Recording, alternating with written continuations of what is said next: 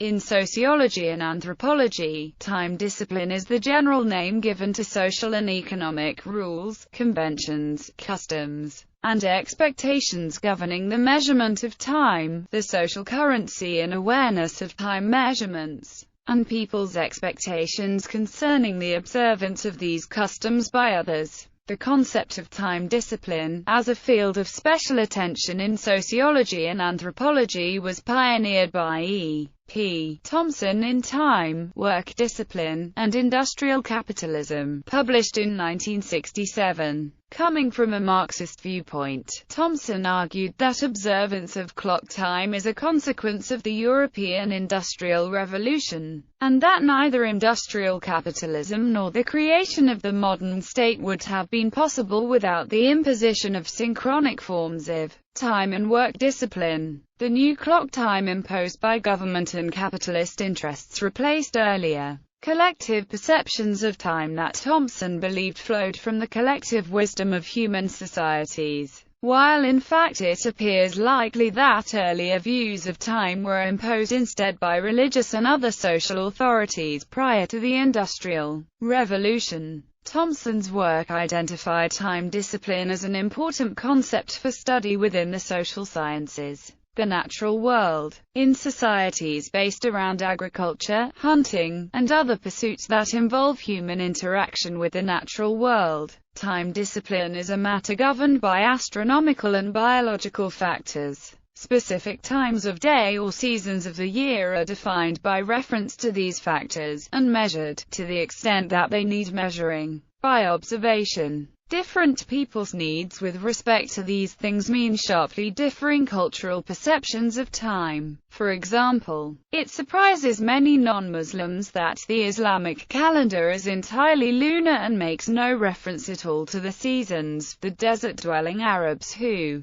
devised it were nomads rather than agriculturalists, and a calendar that made no reference to the seasons was no inconvenience for most of them. In Western societies, in more urban societies, some of these natural phenomena were no longer at hand, and most were of much less consequence to the inhabitants. Artificial means of dividing and measuring time were needed. Plautus complained of the social effect of the invention of such divisions in his lines complaining of the sundial. The gods confound the man who first found out how to distinguish hours. Confound him, too, who in this place set up a sundial, to cut and hack my days so wretchedly into small portions. When I was a boy my belly was my sundial, one, or sure, truer, and more exact than any of them. This dial told me when 'twas proper time to go to dinner, when I had aught to eat. But nowadays, why, even when I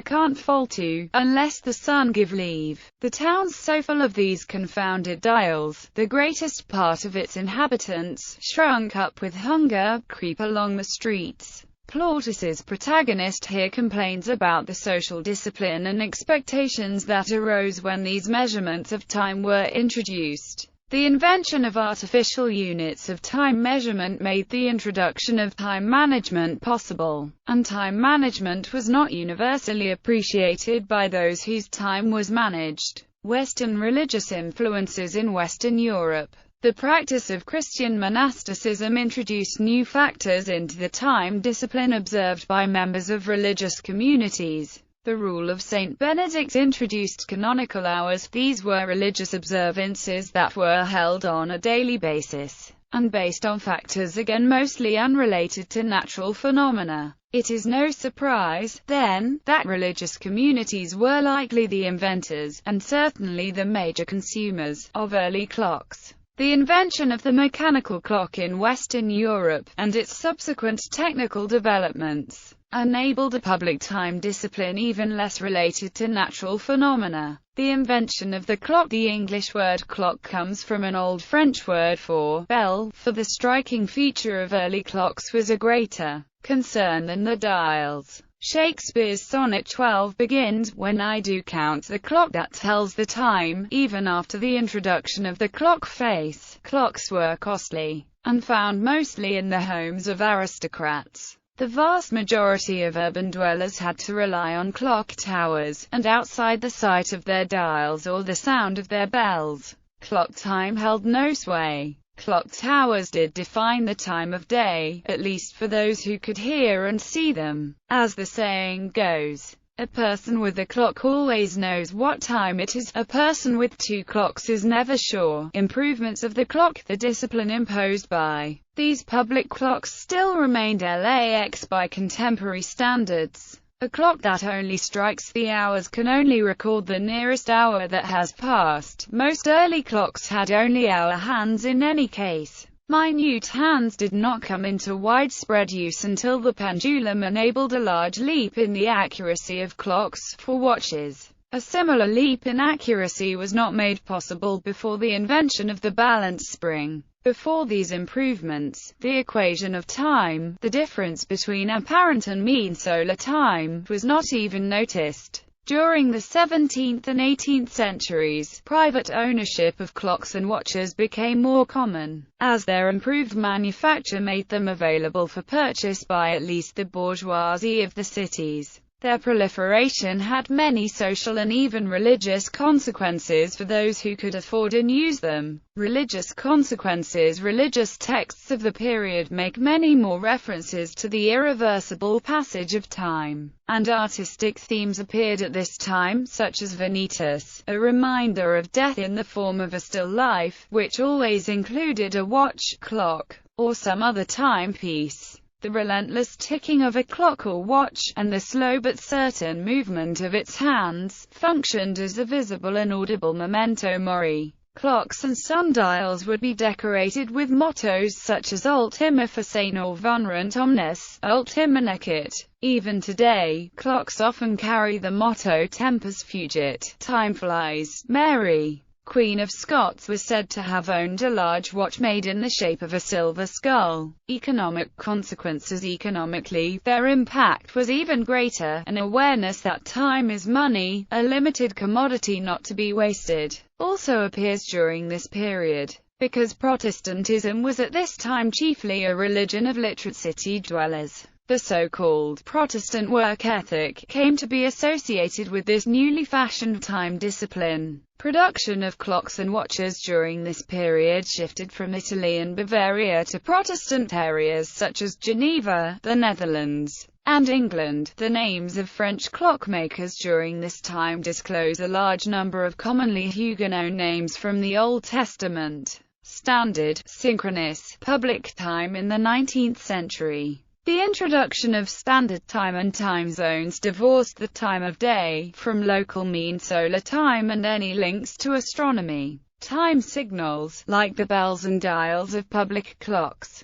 once were relatively local affairs. The ball that is dropped in Times Square on New Year's Eve in New York City once served as a time signal whose original purpose was for navigators to check their marine chronometers. However, when the railroads began running trains on complex schedules, keeping a schedule that could be followed over distances of hundreds of miles required synchronization on a scale not attempted before. Telegraphy and later shortwave radio were used to broadcast time signals from the most accurate clocks available. Radio and television broadcasting schedules created a further impetus to regiment everyone's clocks so that they all told the same time within a very small tolerance. The broadcasting of time announcements over radio and television enabled all the households in their audience to get in sync with the clocks of the network. The mass production of clocks and watches further tightened time discipline in the Western world. Before these machines were made, and made to be more accurate, it would be pointless to complain about someone's being 15 or 5 minutes late. For many employees, the time clock was the clock that told the time that mattered. It was the clock that recorded their hours of work. By the time that time clocks became commonplace, public, synchronized clock time was considered a fact of life. Uniform, synchronized, public clock time did not exist until the 19th century. When one speaks about the intellectual history of time, one essentially is stating that changes have occurred in the way humans experience and measure time. Our conceived abstract notions of time have presumably developed in accordance with our art, our science, and our social infrastructure towards timekeeping. The units of time first developed by humans would likely have been days and months. In some parts of the world, the cycle of seasons is apparent enough to lead to people speaking about years and seasons. With the invention of agriculture in the 3rd millennium BC, people relied heavily on the cycle of the seasons for planting and harvesting crops. Most humans came to live in settled societies, and the whole community relied upon accurate predictions of the seasonal cycle. This led to the development of calendars. Over time, some people came to recognize patterns of the stars with the seasons. Learning astronomy became an assigned duty for certain people so they could coordinate the lunar and solar calendars by adding days or months to the year. At about the same time, sundials were developed, likely marked first at noon, sunrise and sunset. In ancient Sumer and Egypt, numbers were soon used to divide the day into 12 hours. The night was similarly divided. In Egypt there is not as much seasonal variation in the length of the day, but those further from the equator would need to make many more modifications in calibrating their sundials to deal with these differences. Ancient traditions did not begin the day at midnight, some starting at dawn instead, others at dusk. Since a sundial has only one hand, a minute probably only meant a short time. It took centuries for technology to make measurements precise enough for minutes to become fixed meaningful units, longer still for milliseconds, nanoseconds, and further subdivisions. When the water clock was invented, time could also be measured at night, though there was significant variation in flow rate and less accuracy and precision. With water clocks, and also candle clocks, modifications were made to have them make sounds on a regular basis. With the invention of the hourglass, hours and units of time smaller than an hour could be measured much more reliably than with water clocks and candle clocks. The earliest reasonably accurate mechanical clocks are the 13th century tower clocks, probably developed for monks in northern Italy. Using gears and gradually falling weights, these were adjusted to conform with canonical hours, which varied with the length of the day. As these were used primarily to ring bells for prayer, the clock dial likely only came later. When dials were eventually incorporated into clocks, they were analogous to the dials on sundials, and, like a sundial, the clocks themselves had only one hand. A possible explanation for the shift from having the first hour being the one after dawn, to having the hour afternoon being designated as 1 p.m., is that these clocks would likely regularly be reset at local high noon each day. This, of course, results in midnight becoming 12 o'clock.